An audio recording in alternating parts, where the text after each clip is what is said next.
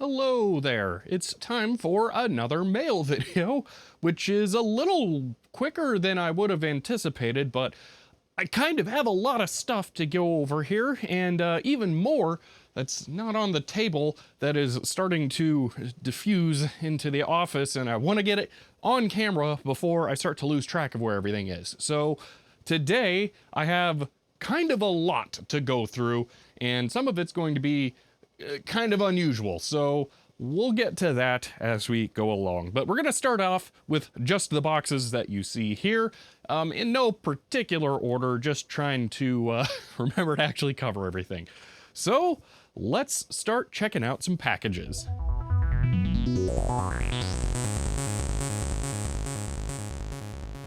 The first package, picked in no particular order, comes from Gerald in Omaha, Nebraska.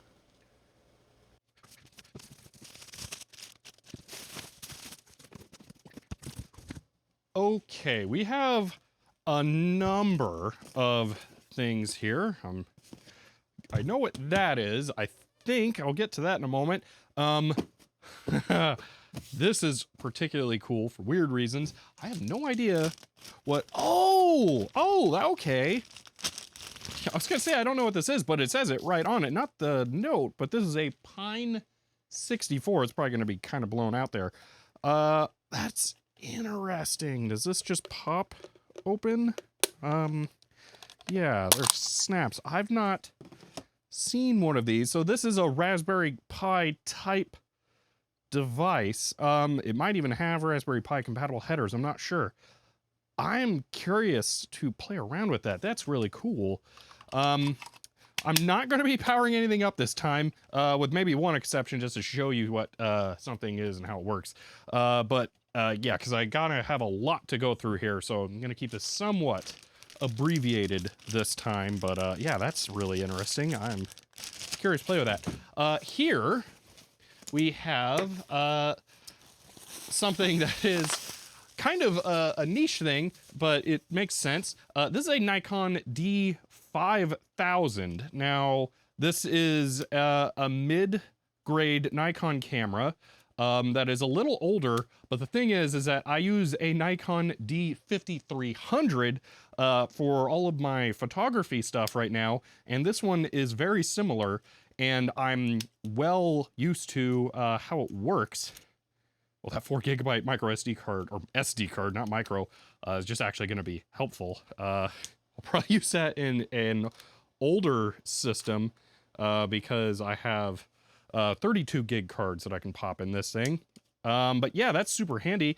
The stock 18 to 55 lens there, and the 55 to 200. So yeah, these directly go with each other to extend out from 18 millimeters to 200 millimeters. This is an APS-C form factor sensor, but that's going to be extremely helpful.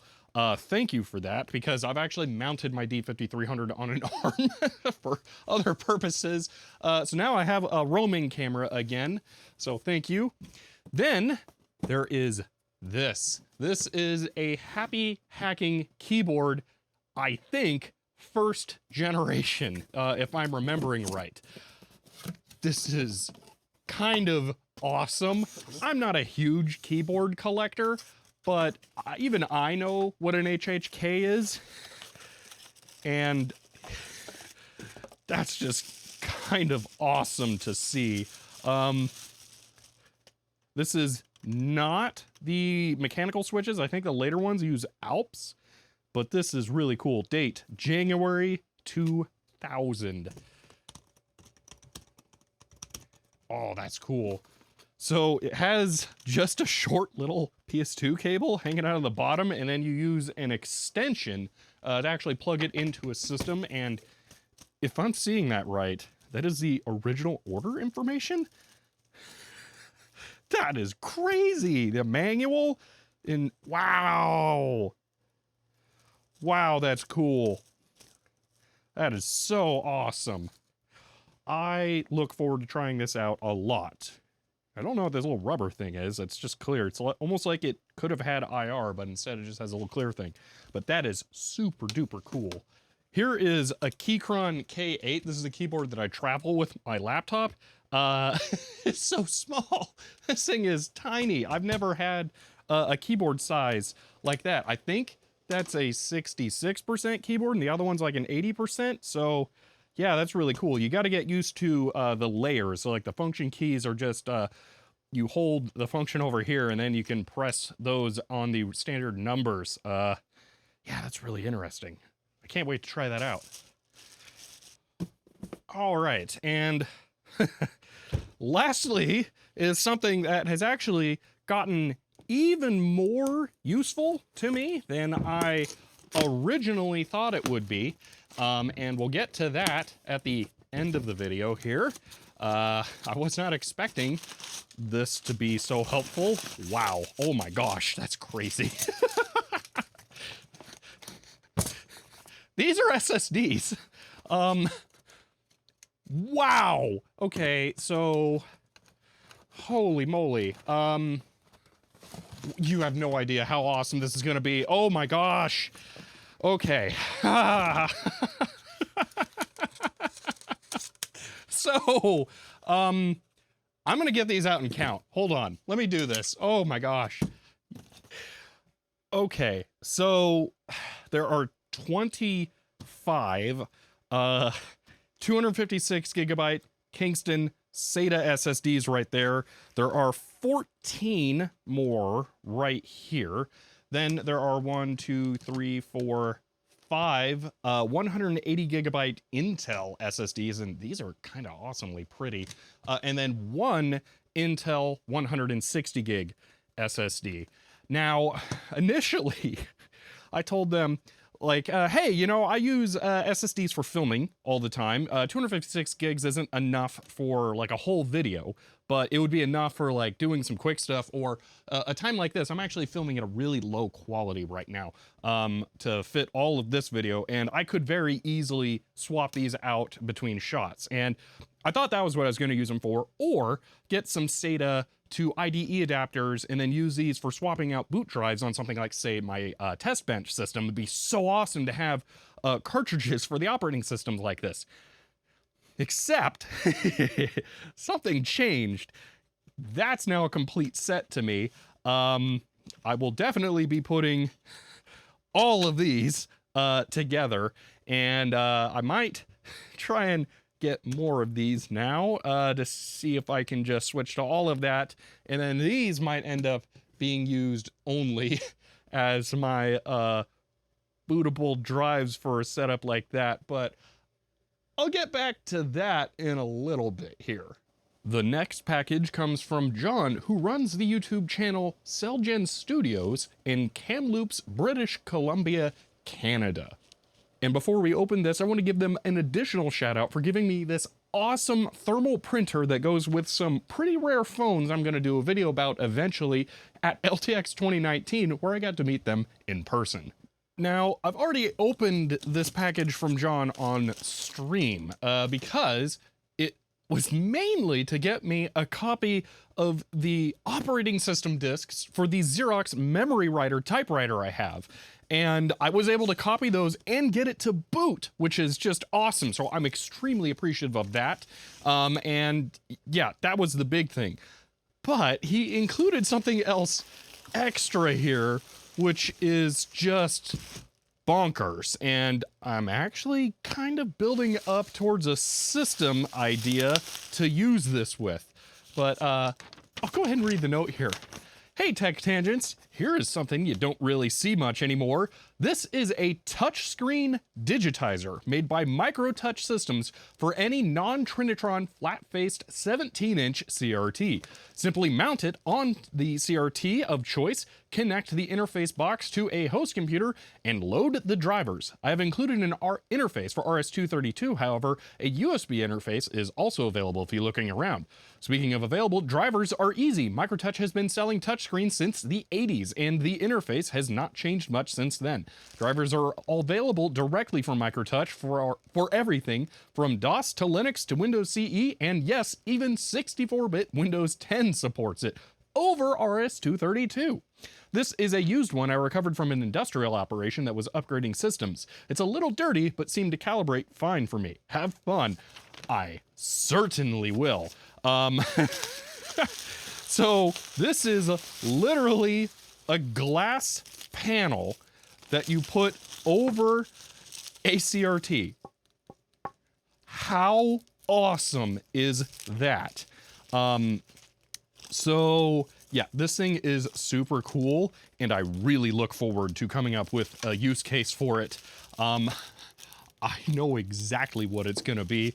I'm gonna try and build the ultimate CAD workstation. So yeah, that's a project I'm working on. Getting software is very expensive, but I'm getting some of it. I have an AutoCAD and a 3D modeling application already. But yeah, this is gonna go great with the 6 degrees input device I have and a actual CAD tablet that I have on the way. So yeah, this is going to make for a really awesome build. I will have to decide which monitor gets this though, because it's gonna be something where once I install it, I'm not gonna want to take it out. I'm also not sure how you affix it, actually. That's gonna be fun to figure out. I might want to 3D print some brackets to hold it in place with the screws that actually hold the tube in there, but I'll figure that out as I get closer to this project coming to fruition. Thank you again for sending this thing. It's going to be incredible once I get it done. And yeah, it's kind of funny. I'm actually going to be able to have real touchscreen. I was originally planning light pen, but who wants a light pen when you've got actual touch input? As long as the software actually supports it. I will have to figure that one out. The next package comes from Adrian of Adrian's Digital Basement in Portland, Oregon.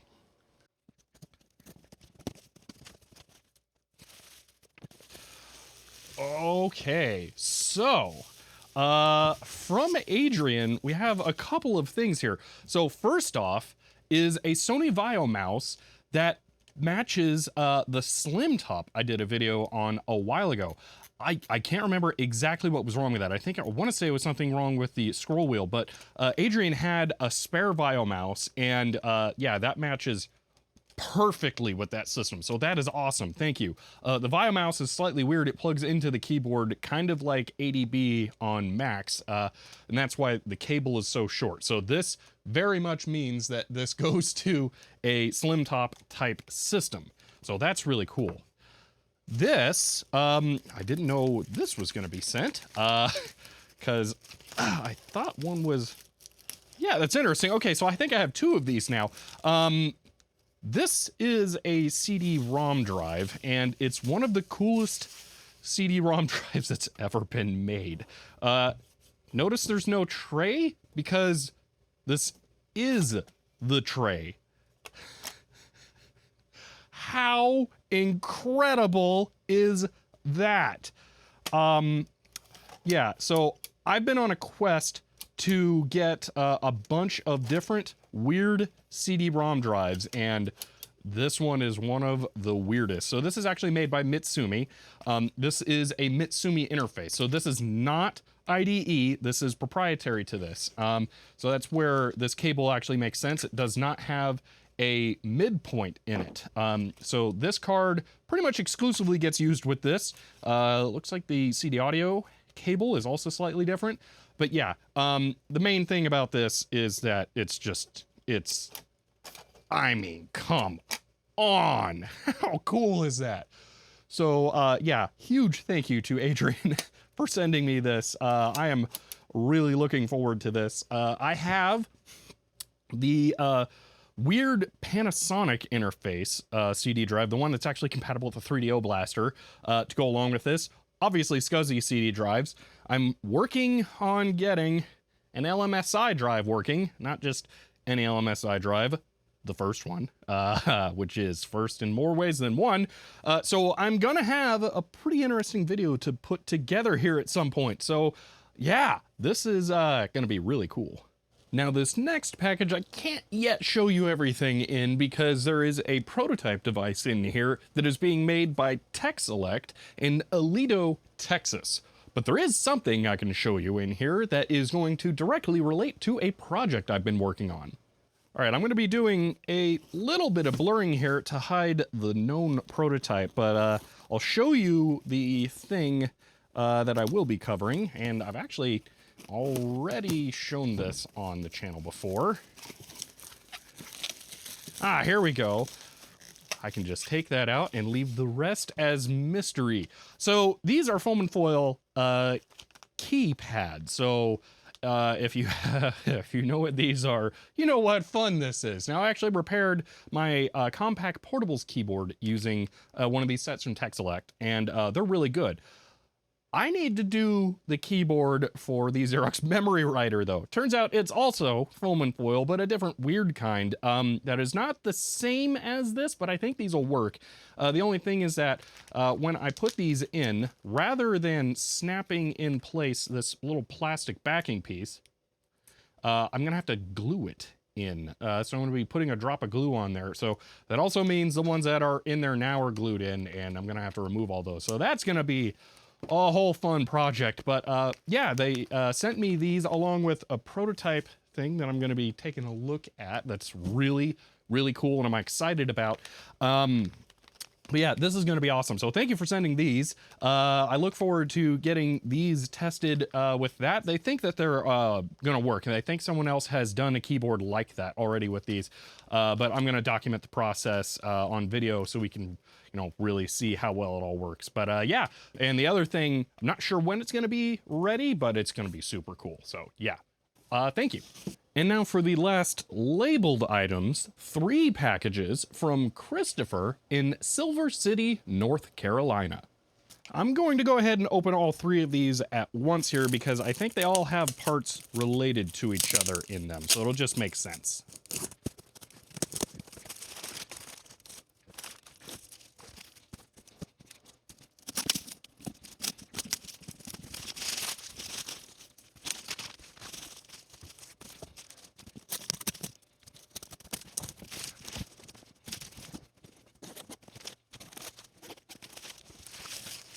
Okay, we had kind of a lot to go over here. So first off, this is the bag to a Data General 1 laptop. There is no Data General 1 laptop here, so I'll just mention that really quick. They happen to have this bag, so that's kind of cool. I'm probably on a collision course to get a Data General 1 at some point. I mean, let's be real, it's probably going to happen. So that's really awesome to get.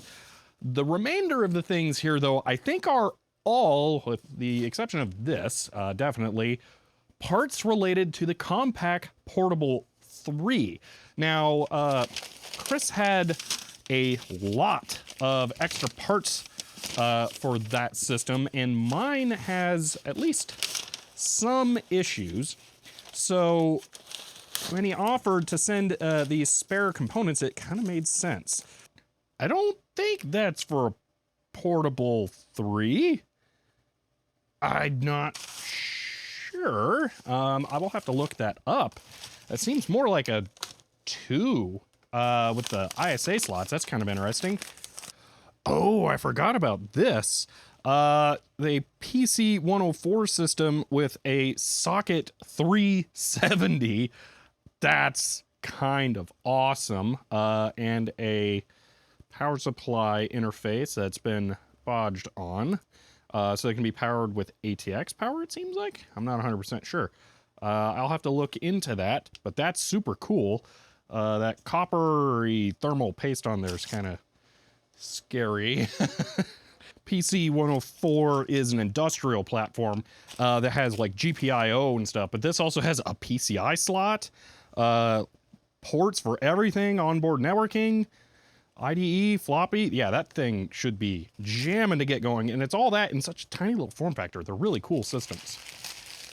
That's definitely a main board for the Portable 3. I remember this stuff from when I opened it. So yeah, there's that. I think that's a 2. I'm not sure. That's interesting. I'm gonna have to look into that more. I do not know what this is.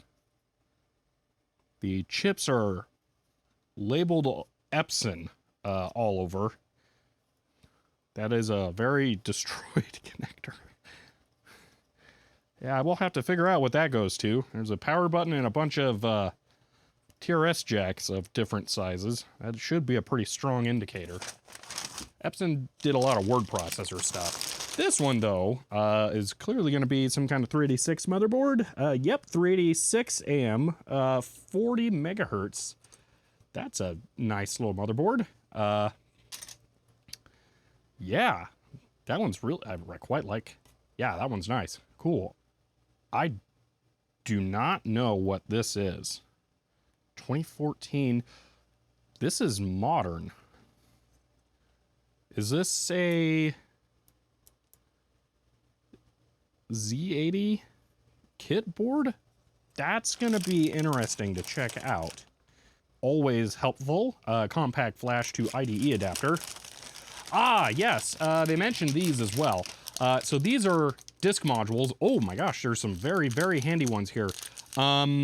These are almost entirely specific to PC 104 systems. Like, I bet this has an interface for this, or possibly not. Let me go grab another one I have.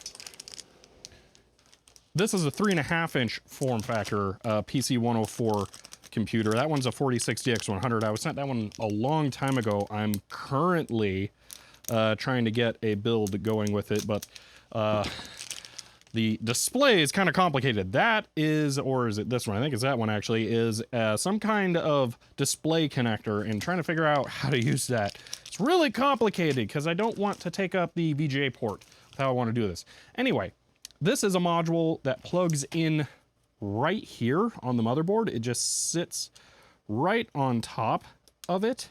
I'm not gonna fully plug it in because it's kind of a pain to get on and off, but yeah, it just goes on right like that.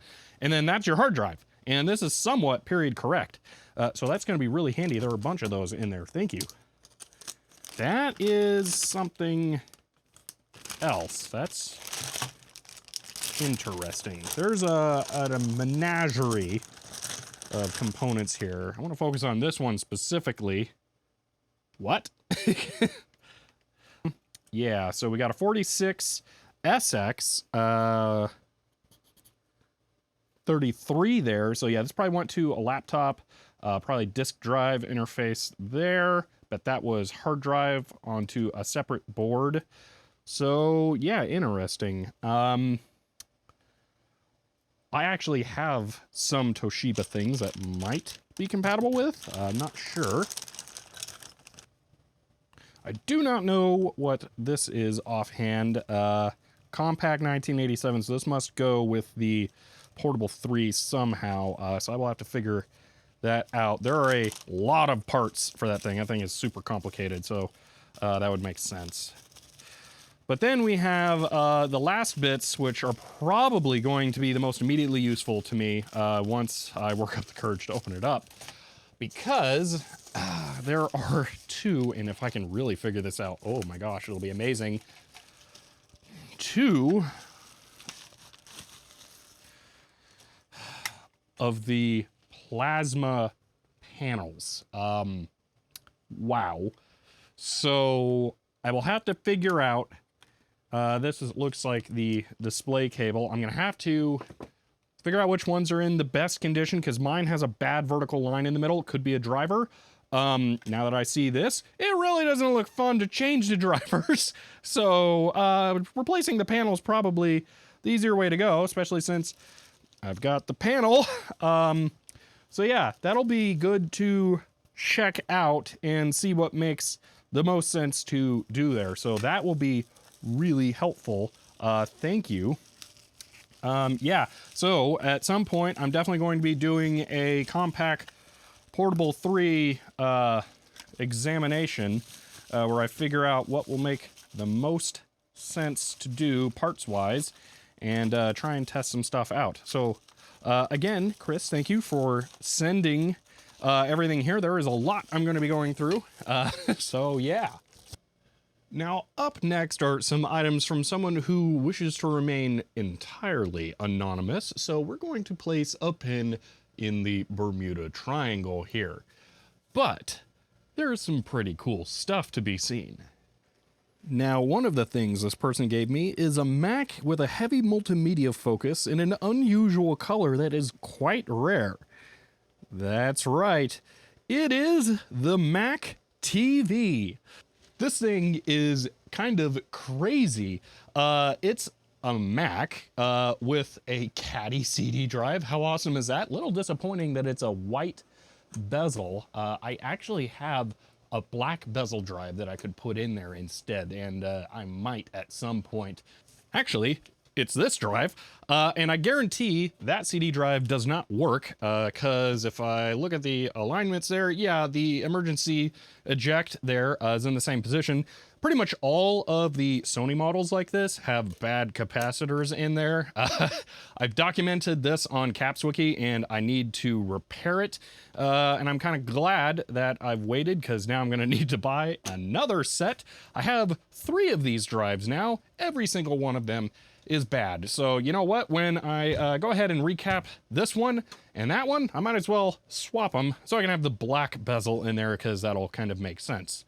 Also, I might need to update Wikipedia, because they say this comes with a credit card size remote, and that's not. I can confirm for Wikipedia, though, that it is indeed a Trinitron tube, as you can tell from the single arced angle, which is kind of cool. And yeah, because this doesn't have an arc in that direction, that's why that touchscreen element won't work on Trinitron tubes like this, because it would poke out, you know, because it can't bend at the top and bottom. Now, another thing this person gave me is something that's really awesome that I'm quite excited about, and it is an HP 100LX. Now, this is a palm top computer, much like the Sharp computer I looked at a while ago, but unlike that, which ran a stupid version of Windows CE, this is actually running MS-DOS 5. So you can do stuff like dir on it and get a list of files. You can change to a different drive. Let's go ahead and change to drive D here. Hey, what do you know? Dir, we get some different stuff. We can CD into 1, 2, 3 here, and I might actually be able to run a Lotus. Oh no, that's an executable. Anyway, it's a DOS machine, which is just super awesome in literally a pocketable size. Like, look how big that thing is. That's just bananas.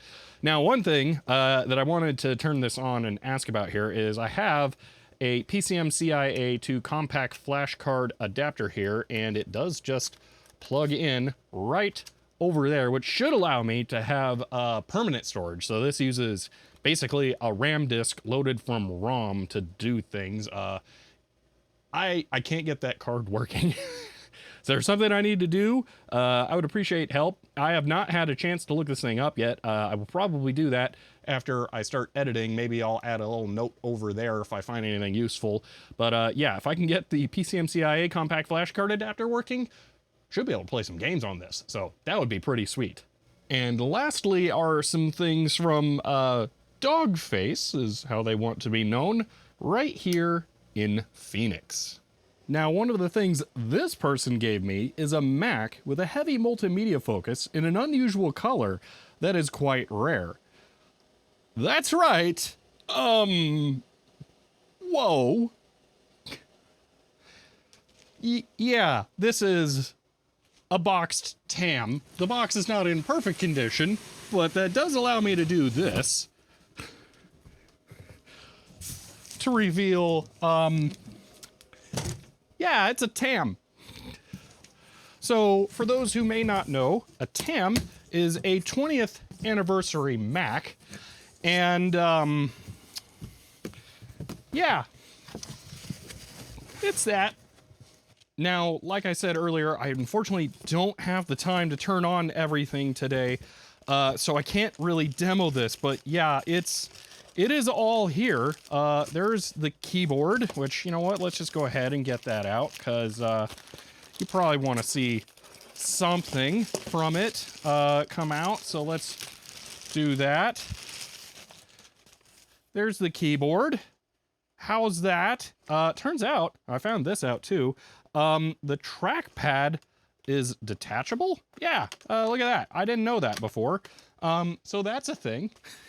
But yeah, there is a whole lot going on here.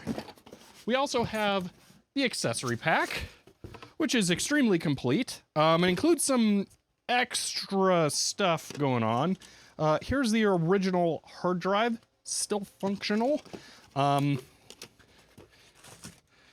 The slim back, because it currently has the thick back on it. Extra plates, the manual, the macOS 8 manual, the media library with, you know, software and stuff. And hey, virtual pool. I have the PC copy of that right over there. Yeah, this is, whoa, this is incredible. I'm definitely going to have to give this a proper video here. This was bananas when they showed me this. Pens. These actually say 20th anniversary Mac on them. What? So, yeah, from what I've been told about this, it is one of the most, if not the most complete examples of one of these. There's the power supply in existence, which is kind of crazy. So yeah, I'm extremely grateful to be entrusted with this. It is an incredible piece to have here. So yeah, I am just blown away. This is just one of the things they gave me though. So let's take a look at something that I will actually probably end up using on a daily basis at some point. So there's the noisemaker. That is an HP DL580 G7. It's a big bad server, and it's got 4 X7560 CPUs and 128 gigabytes of RAM, but that's just the bottom of the stack here. These are 2 HP, I don't remember exactly what the model numbers are, but they are 25 drive, 2.5-inch SAS controller interfaces. Yeah, so they take SAS drives, or just 2.5-inch drives, and they have the SAS connections on the back so that you plug a card into them. Oh, I thought I had the SAS cards over here. I do not. I was given them. They're gonna go in this. All these are gonna be connected. And then you have 50 drive bays accessible by this thing, which is where these Kingston SSDs I was sent are going to come into play. This stack will replace all of the drives in one of these with SSDs. Now, this one has a bunch of 146 gigabyte, 10,000 RPM HP drives. These are not bad drives at all.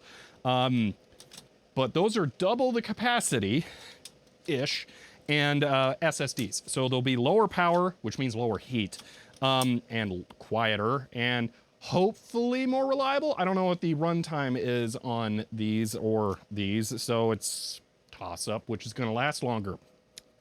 But it doesn't matter if they last longer, because of this thing. This is an LTO tape library. You pop this out, and then you can take tapes, I've got some, like this, and you pop it in there, and you close it up. And there's a robot inside that moves back and forth and rotates around and up and down and moves them around. And whoa, I was given 4 drives here. 2 of these are LTO3, one of them is LTO4, and the other one is LTO5, which is a big step up because that's the first generation that supports LTFS, which allows you to just write files without using like tar to manually write stuff over. So this is a SCSI drive, which is kind of cool because I'm familiar with that and I have SCSI cards that'll work with it. They also gave me some. There's a lot that I have to go through and set up here, like a whole lot. And this is part of why I really had to do this video now, because all of this needs to go in the server rack that is actually not had anything running in it here at the office because I didn't have anything I wanted to run in it. Now I do. So here's my plans. This is this is a disruption to my workflow because of the capability that it has, the raw, enormous capability of all of this. So here's the new plan. Videos will be recorded here, and they get recorded on SSDs. Like I mentioned, I actually have some in my laptop bag, accessible right here. So this is a 1 terabyte SSD. Now, I was thinking it might be handy to, on the server, or maybe not the server, I'll just demonstrate here, take one of these, pop the SSD in the tray, throw it in there, and then be able to import the footage off of it as raw files, because I shoot in a raw format, B-RAW, on my camera. But even with all of this, it would be kind of excessive to try and store raw video files. So that complicates things a bit, because I actually wrote, I think, the first program that is able to headlessly convert the B-RAW files. You can look on my GitHub repository for it, and I'll link it in the description below. But it uses a Blackmagic SDK to output the raw RGB data from a B-RAW file over STD out, which you can then pipe into FFmpeg. So basically what happens is I take one of those SSDs home, I plug it into my desktop, which has a 10 gigabit network connection to my server. I've gone over this before. And then it transfers the files to the server, and then the server has a cron job that runs every night that automatically processes any footage in my working project folder to H.265 and moves it to the slower 8 terabyte drives that are cold storage. I have actually never spun them down. I think it's not as beneficial to do that, but that's where all this comes into play. So what'll happen now is when those drives start to get full or something like that along those lines, not even then, I'm just gonna have one of the SSDs that I use to record footage at the ready to receive the now compressed H.265 copies of the video, which, by the way, actually store quite a lot of data, and I've been tempted to try and publish a video from those and see if anyone noticed, because the B-RAW files do allow me to have much better image quality control, but the converted files actually do a pretty good job. So I'm pretty happy with the quality of my long-term archives. And here's the thing. A video like this can be a terabyte when I film it, especially when I use 2 cameras. I haven't done that today because I was just trying to film this one quick, but it's a lot of storage. Now, being a terabyte per video in RAW files means that it would take about 1 whole LTO tape like this. Now, you can get these, a 3 for about $6, a 4 for about $12. They scale up to like about a terabyte per $5, all right? So that would cost me $5 a video to archive them in full. So I don't think that makes a lot of sense, especially because I'm basically gonna have to dedicate 1 tape per video, and logistically that's kind of a pain. This holds, I think, 42 or 44 tapes. I can't remember exactly. It's Scalar i500. So yeah, I haven't decided how all that's gonna work yet. So this would hold about a year's worth of videos, so that's pretty cool, but well, it's only in RAW.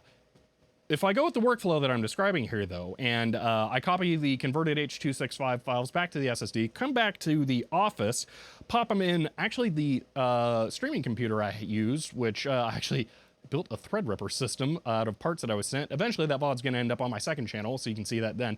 But that has the network interface in that, and it actually has a 10 gigabit card in it as well, or at least it will. I need to put it in there, which if I bring up to speed one of the 10 gigabit cards that I was sent, I can pop it in here. I will have a 10 gigabit connection in the office to this as well that I can use to load or unload files. But the workflow goes something like this now. So film video, go home, edit, let it process it into H.265, copy it to the SSD. Even before the edit's done, I can bring it back here, plug it into my stream PC, have it copy to these drives, which will be the cache drives and storage area for working with files at the office. And then once the video project is done, I'll finish writing up everything to these, which will be like the project files, the exported video files, any like images I have to go and grab to put in with the project for representing in the video.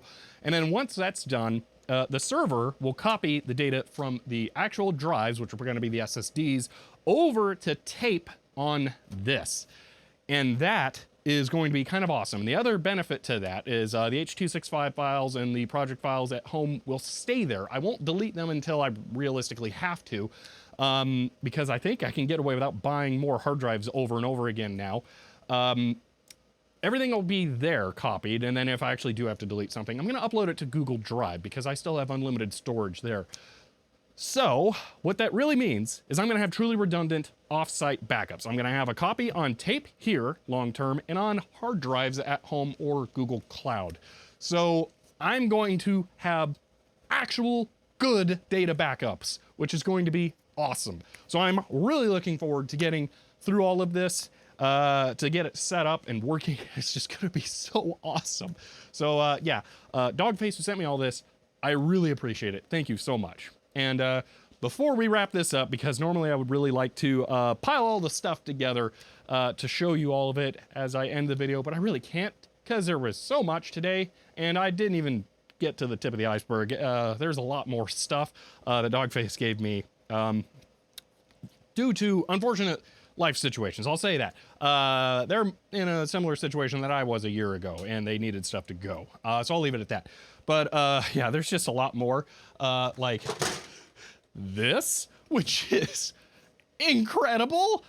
This is actually a Pentium 4 sign. It's metal and it has a fluorescent light on the back that would be used to rear illuminate it. I might get that going or I might replace it with LEDs. I haven't decided yet, but it's really awesome and definitely going to be refurbished and go up on the wall here in the office somewhere. So that's super cool. But yeah, so there was a lot today, even though it was just a month ago, according to YouTube, that I uploaded my last mail video. So yeah, I really appreciate everything that everyone sent or gave me. It means a lot, and there's going to be a lot of changes and a lot of cool projects coming up with some of these things. So again, I really appreciate it. But that is it for now. If you enjoyed this video, you may want to subscribe to the channel. If you want to help me make videos, you can find me on Patreon. Yeah, that's it for now. So I will see you next time.